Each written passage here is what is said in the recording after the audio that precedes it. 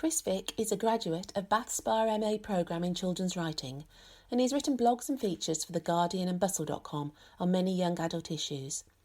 When not writing, he works part-time for the global NGO Whale and Dolphin Conservation, alongside carrying out many school visits and writing workshops. His love of the ocean and surfing has inspired much of his writing, including his latest title, Girl, Boy, Sea, a tale of storm, shipwreck and survival. Chris met with Nikki Gamble to talk about his book and his travels around the world. Our podcast in the Reading Corner is mainly for teachers, student teachers and librarians, and I suspect some are still to discover you. So I wonder if we could start by telling us a little bit about how you came to be a children's writer. I have always wanted to write for young people as long as I can remember. And then round about 12, 14 years ago, I thought, oh, flip, I better have a go at this if I'm ever going to do it. And wrote 2 or 3 books, first draft of each of them. Did the classic author thing of sending it off to lots of agents, lots of publishers, got loads of rejections, but the rejections got better, if that's possible. So it started off with the slips, and then there was the, it's not for us, but, and then the, can you send us 3 chapters? We love it. But actually, we love the idea and we love the first 2 chapters, but actually the whole thing is not good enough. And it's sort of going through these grades, I suppose, of rejection. And then somebody said, why don't you go and do the Bath Spa MA in writing for young people? And that's what I did, and I've never looked back. I love that idea of learning how to read a rejection, and actually this is a positive rejection. Yes, it's very gutting, of course. You think, people say all these lovely things about it, they bother to put pen to paper, but still they're saying no. But it teaches you a lot, and it teaches you about, I naively thought that, you do one draft of something and that's it. I didn't know about drafting. So you quickly get used to that idea that people are going to say no to you, but they're going to tell you what's wrong with your book. And if you're smart, you will listen and you will adapt. And what did you gain from doing the Bath Spa creative writing course? It's got a very good reputation, fantastic writers, really good record of getting writers to publication as well. But as a developing writer, what were the biggest benefits to you? I mean, there were many. The first and most important was listen to, so there's a lot of group work, so listen to what other people have to say and really listen to people who've been in the sort of business industry, publication writers, people like Julia Green and Steve Vick and David Almond and Lucy Christopher. Really listen to what they have to say. I would say on the course there were generally 2 kinds of writers: those who really wanted to come onto the course and be told that what they were doing was fantastic, and then there were those who really wanted to come on the course because they knew they hadn't got it right and actually had to, in a way, restart and sort of go back to basics. I think a great lesson was keeping it simple. So my writing is relatively short, staccato. It's not overly complex or poetic or flowery. And Julia Green really taught me that, but also through the reading. So reading her books, which is one of my favourite authors, reading David Almond's books, and people like Meg Rosoff or Kevin Brooks's books, they seem so simple on the surface, and they are in some of the language, but it's so rich. So that was really inspiring. So I definitely learned to keep it simple, to listen to other people, and that writing is rewriting. Drafting is so important. It would be a miracle if you wrote your 60,000 word draft and you got it right. You'd have to be very lucky or very, very, very talented. And yet you mustn't let that stop you putting pen to paper or getting stuck into the keyboard, if you like, because that can be an inhibitor, can't it? The fact that you think you've got all these rewrites to do. Sometimes you just got to crack on and bash it out. You've got to crack on. You've got to dive in. It's the 99% slog thing, 1% inspiration. And I had until I started working with other writers and started working with some of the tutors, I didn't know that was the case. But of course, it makes complete sense. And then so working with other writers, working with tutors, and then more latterly, really understanding the role of the editor. That's been quite a journey for me, and I'm probably more of a collaborative writer now probably most writers are, and certainly more than I ever was before. Fantastic. So we do want to talk about Girl Boy C. Yes. I wonder if you can start by just setting the story up for us. Don't tell us too much. We want there to be some surprises in there for readers, but give us a sense of what the story's about. Okay, well, it's a very simple premise. So there's an English boy called Bill, 15 years old, and he's on an Atlantic sail challenge, sort of Duke of Edinburgh, but sailing. And a storm comes from nowhere, as they sometimes do, and the boat goes down, and he is separated from the rest of the crew and left alone in the tender. So the tender is the small ship-to-shore boat at the back of the yacht. He's left alone, very few provisions, 3 days, and then he finds in the water an unconscious girl called Aya, who's a Berber from Morocco, who her boat has also gone down.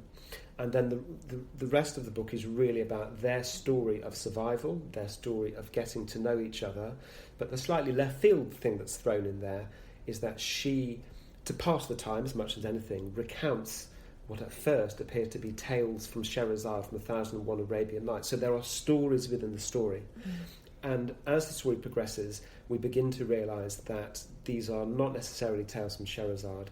These are her way of telling about some of her own experiences. I won't say more than that to spoil it. So it's very much a story of survival, but it's a story of, a boy and a girl in a boat, but it's a story about stories as well.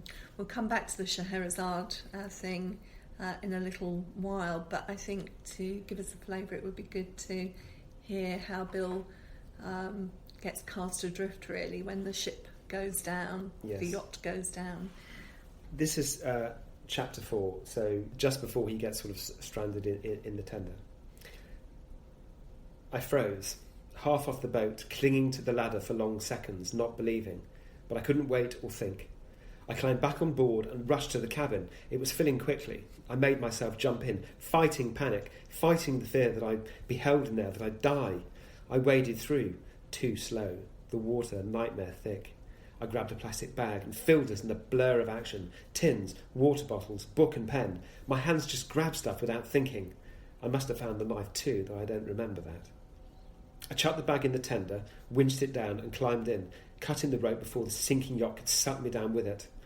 Like the raft, I was taken, pushed and whirled away from Pandora and into chaos.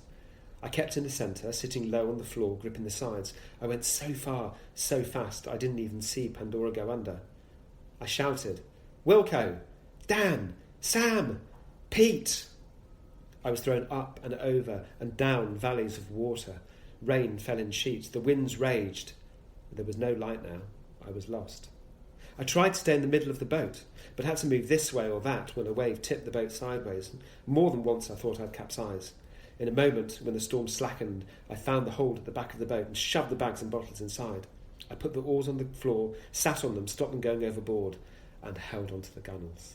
And I have to say, you would think that a story, and the first part of this story is just Bill and his boat, so there's not a lot of seascape, or landscape, and there's not a lot you can do in a space that's so confined, and yet you really kept me turning the pages. Great. So I found it really thrilling read. We need to know a little bit about where the idea for this story came from. I know that the sea is important to you. Yes. So was that the starting point? Where did it all begin? The sea does seem to be the starting point for a lot of my stories. It's a real passion. I'm a surfer. I'm half Norwegian. My grandfather was a boat builder. His brothers were whalers. I used to work full-time and still work part-time for whale and dolphin conservation. So, without wanting to be too corny about it, I think the sea is very much in my blood. So I had the idea. The Old Man and the Sea is one of my favourite ever books. Talk about simple writing with a lot of complexity underneath it. It's just fantastic. So I love that book. And I thought, wouldn't it be great to do a sort of early YA or teen version of that? So I started writing a book about a boy stranded alone at sea, because what that book does, for those that don't know, is an old man out at sea, learning to catch a fish, surviving a storm, and it's just that, and it's about everything that goes through his head and what he goes through. It's a very sort of closed world. So I wanted to write a version of that. And I tried a sort of early draft of the first couple of chapters with some writing chums of mine. And somebody said, what would really bring this alive is if he had somebody else with him, a foil, if you like. And I thought, yeah, that makes sense. So then I thought, okay, if there's going to be, it's mostly going to be about, there are other characters in it, there are other locations, but it's mostly about two people in the sea. Who is this person? And I thought, I need to make this person as different from Bill as I possibly can. So, male, female, middle class, well off, protected, someone who's had a completely different, much more threatened existence, and create this kind of culture clash within the boat, and these two versions of that, and then the two people in the boat. And I wrote the piece where Bill finds Aya half dead and sort of revives her. And actually, as a character, she was just there. Mm-hmm. And that was her. She's very feisty, she's very brave, she's wily. And her character never changed throughout the edits. Mm-hmm. So that was the sort of evolution, if you like, of the stories from the sea to the book. Yeah. There's quite a lot of stories at the moment about refugees at sea and capsizing, and it's the first mention that I've come across of somebody of Berber culture and heritage, and their stories generally, they're not told, they're hidden. No. Nobody talks about what it means to be a Berber. So how did you settle on that? I settled on that because I mentioned earlier, I love the sea and I'm a surfer. So I've been to Morocco 4 times, and I'm going again this November. I love the place, and where we go surfing is north and south of the city of Agadir, so it's quite far south. And it was only on the second or third trip that I began to get this realisation that there was an indigenous culture, although nomadic, an indigenous culture of that part of the world, which isn't Arabic, and which actually has had this, which has survived through Arabic domination, Roman domination, French domination, Spanish, I think, at some point as well. This very, very strong, fiercely independent culture that has survived through conquest, basically, and colonialism of various kinds. And we stayed with the Berber, and we stayed with Mohammed and his family, and I got to know them a bit and a bit about them, and so that's where that came from. Okay. What did you discover that's really different from Arabic culture? Is it just the language, or are there other... They are Islamic, but not so fiercely. So as far as I understand it, with Arabic culture, in the way sort of women dress or makeup or that kind of thing, the Berber culture is much freer. So particularly there's more alcohol drinking. So although Morocco is a Muslim country, it's not Muslim at the sort of state level. So they will produce and buy alcohol, for example. So they're more liberal, I suppose. So we've got these two characters on the boat, and they're very ingenious in how they do survive. There are a number of things that I'd just like to pick up, just because the ingenuity of it struck me. Water's an issue. You're surrounded by water, but you need fresh water to drink. So how do they solve that problem? You have to distill it. So the way they do it is that Aya is on a barrel, which has stagnant water in it. So they can't drink that. They try and they get ill, or Bill gets ill. So what they do is they use the knife and they cut off the top of it, and they turn it over and they fill it with seawater, and then they put his storm chaser jacket on top of that with the knife in the middle, and then an old can, bear with me, this is rather complex, an old can underneath that. So what happens is the seawater heats up, it condensates on the kind of roof of this homemade still, if you like, and then gathers to the point of gravity where the knife is, and then drips into the can. And there are instances of people who have been caught in boats where they or in the desert where they do this as the only way to get water. If ever I capsize, I need to be with a Bill, because I'm not sure I would have come up with that one on my own. He's pretty ingenious. And then the other thing that he does that with Aya, in fact, I think it's her idea, not his, isn't it? When the seagull comes, Yes. they're very weak at this point in the journey. Near death. And you know, the gull is really waiting for that moment when it can feast on them. That's right. And she has a brilliant idea. She does. So they see the bird in the sky, and of course, if you're in the deep ocean, you see a bird, you are near land. So they play dead, knowing the bird will come down, and they capture the bird, and they tie their fishing line to its foot, and they let it go. So of course it goes up into the sky, and then it makes a path for land. So they know the direction of the land, even though they can't see it on the horizon. They then reel the poor gull back in like a kite, and row in that direction, and then do the same again until they find land, until they land on this rather mysterious island. We won't take people too far into the story, but we will go as far as the island with them. Yeah. Because there they meet a third character. Tell us about Stefan.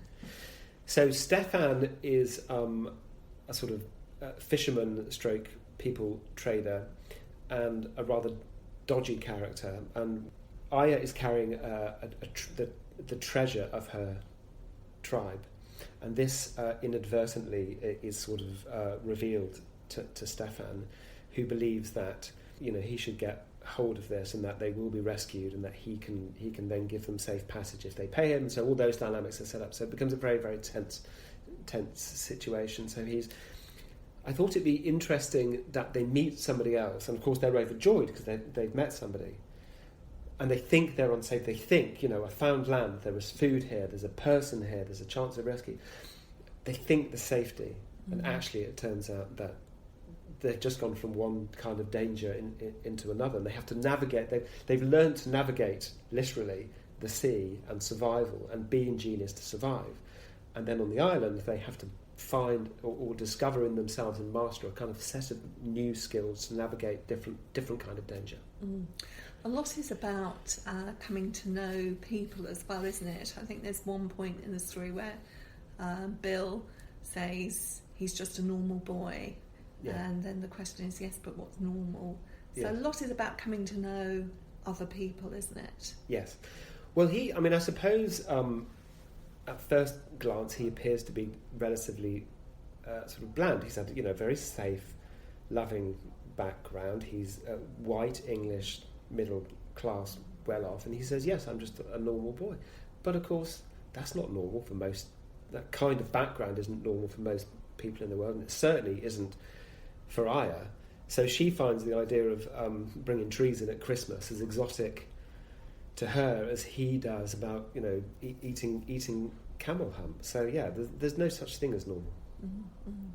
Tell us a little bit. Let's talk about Aya's storytelling strategy. First of all, I wanted to ask you, because there's reference obviously to the Arabian Nights and Scheherazade there, and there are other references. I mean, the boat is called the Pandora, so there's kind of other kind of myth and legend seeping in there. So are these traditional stories, are they quite important to you, first of all? Yes, I like a good fairy story. We all do. Disney make a lot of money for lots of reasons, but one of them is they often just pick a damn good stories. And what you have to remember about these stories, whether it's Grimm's fairy tales or Arabian Nights, is that these are stories that have been crafted, different versions of them, through different cultures over hundreds and hundreds of years. So the one that lands with us has often evolved, and often there are many, many different versions of that. So I find all of that deeply fascinating.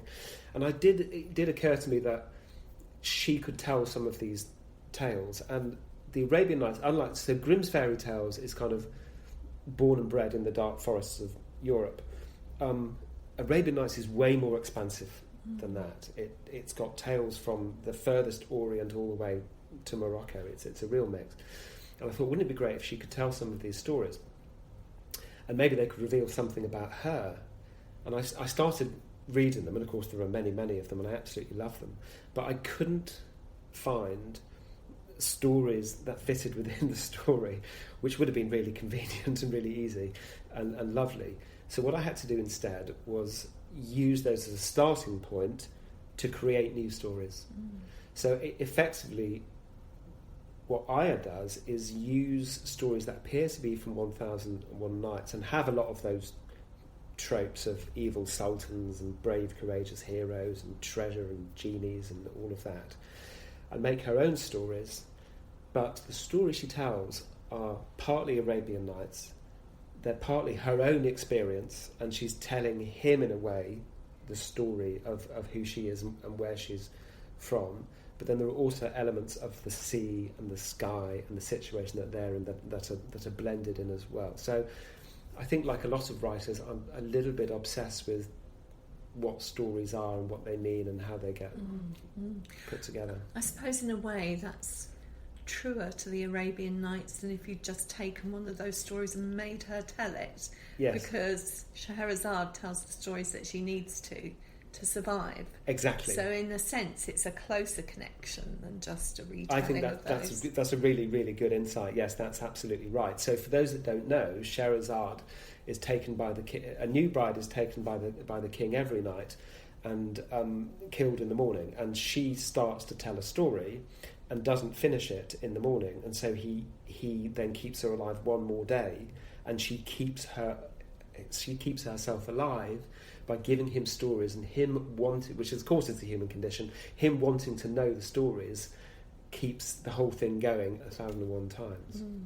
And it's probably as important to the survival of Bill as it is to Aya in this particular case, because it gives him a reason to want to keep going in a way. Yeah, the underlying... it's a story of survival, and there is the blood and guts of catching fish and fending off sharks and water and all of that, and what you actually have to do to survive. But the underlying theme is that we need more than fish and bread and water to make us human. And stories is how we understand things, it's how we understand the world. And yes, you're absolutely right, there is just that theme of stories will keep us alive. So the stories, to a degree, give them hope. Was there anything, because, it could be quite messy survival, couldn't it? And learning to kill your first animal, your first turtle. Was there anything that you felt you had to pare back because of the audience for your story? Well, I didn't shy back from some of the detail, but I can't remember who said it, but the story is a contract of imagination between the writer and the reader. In other words, you don't spell out every detail, and actually sometimes if you're a bit spare on the detail, the reader will fill in the gaps anyway. So you don't need to be gratuitous. But I did think it was really important to have the death of the turtle in there. Not that I'm encouraging people to go out and kill turtles, but and they don't want to, but there is just this real moment where she catches the turtle and then says, we're going to kill it and eat it, and Bill says, I can't do that, and she says, well, do you want to live? It's that simple. So it's about what we must do. So I thought it was really important it was there, but there was far more detail in the original draft, which then got cut out in the editing. I think it's really beautifully done, because it is food, but they see it as more than food. They see it as part of a very beautiful world, and there's quite a lot in your writing, which I'm guessing again comes from your love of the sea, that is just so appreciative of how beautiful the world is that we inhabit, even though we're going through extreme circumstances. Just destroying it rapidly. Yes, there's that appreciation of it, but the thing is, it's not something just pretty and nice. It's terrible and terrifying. Nature, it can be generous and giving, but very cruel and awful as well. So they're kind of, whilst appreciating the beauty, they're connecting with all of that. So when we eat meat, we see the animal in the field and we see what's on our plate, but we don't see the process in between. And I think there's an honesty in the fact that detail is in there, and that they love the taste of the turtle. It has to be said, but they kind of have this. It's complex and it's messy. They have the total revulsion of having to kill this. They appreciate this beautiful animal, then they realise they have to kill it, and there's the awfulness of that. but then there's the deep satisfaction that this is going to keep us alive. You know, they're on the verge of death. So it's partly about, you know, what people have to do in the most extreme of circumstances, and within that context is appreciating nature and the absolute beauty of it, but realising how merciless it can be as well. I want to talk a bit about the process of writing. I know that we were talking prior to the podcast, and you gave me a little bit of an insight into the fact that this wasn't written in a straight chronology, as it were, which I found fascinating. Can you tell us a bit more about that?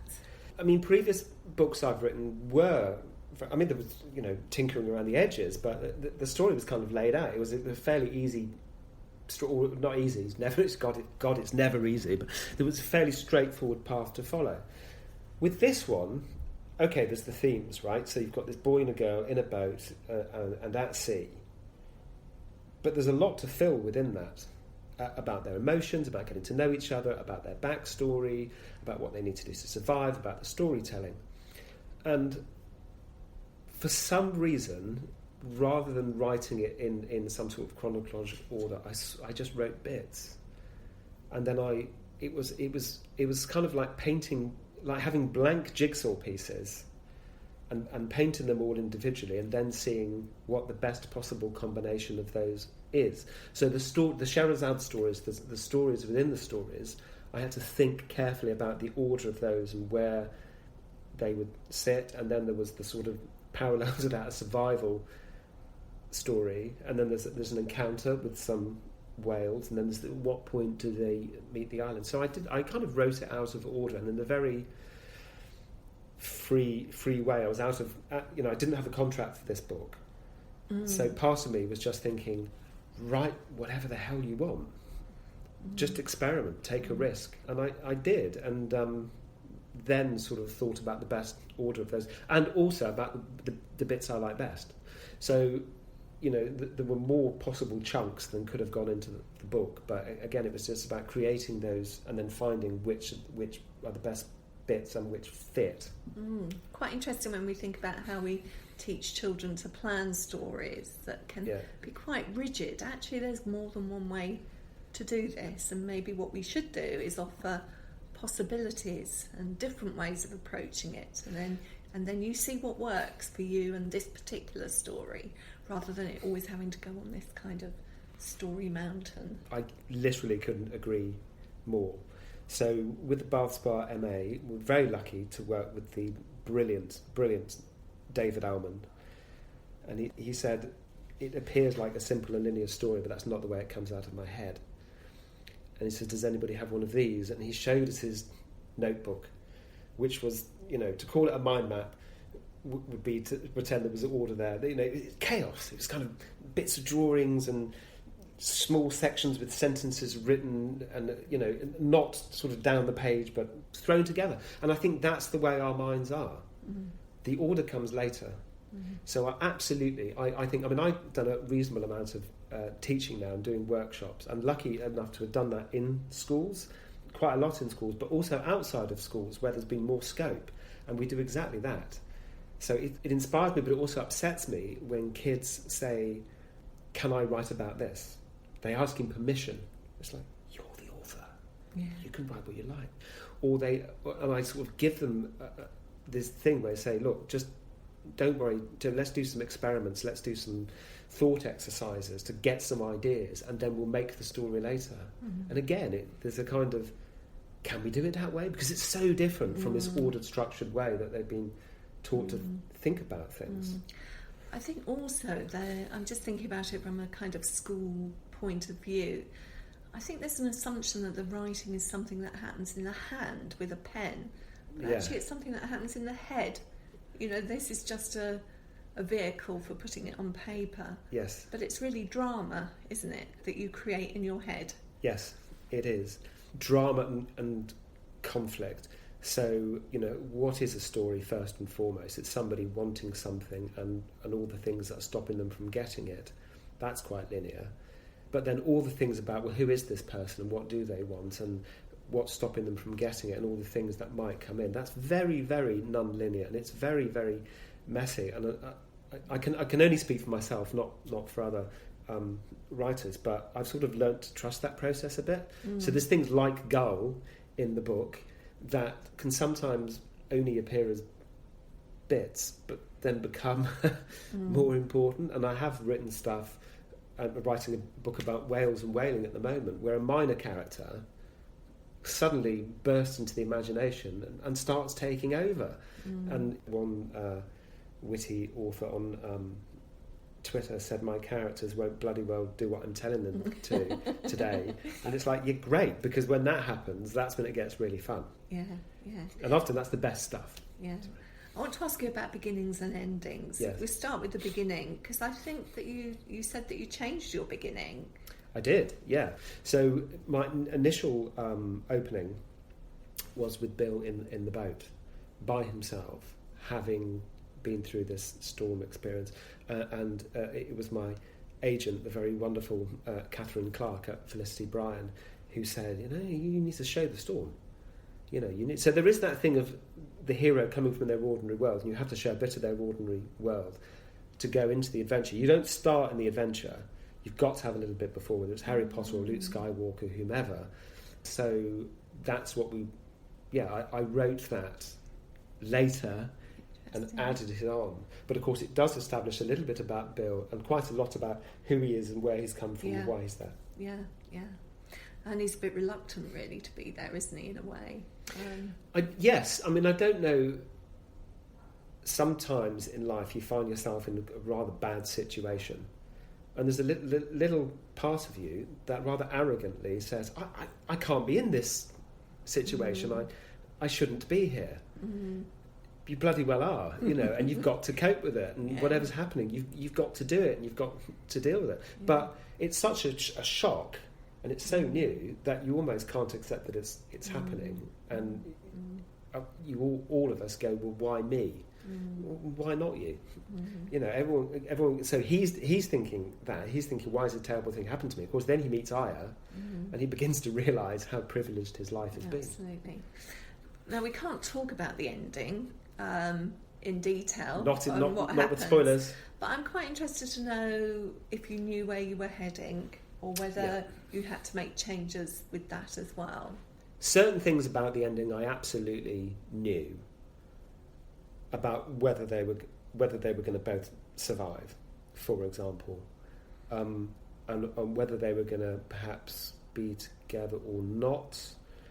But I think my initial aim was to have a more complete, happy, straightforward ending. But at the same time, I didn't want to do anything too ambiguous, because I think that cheats the reader.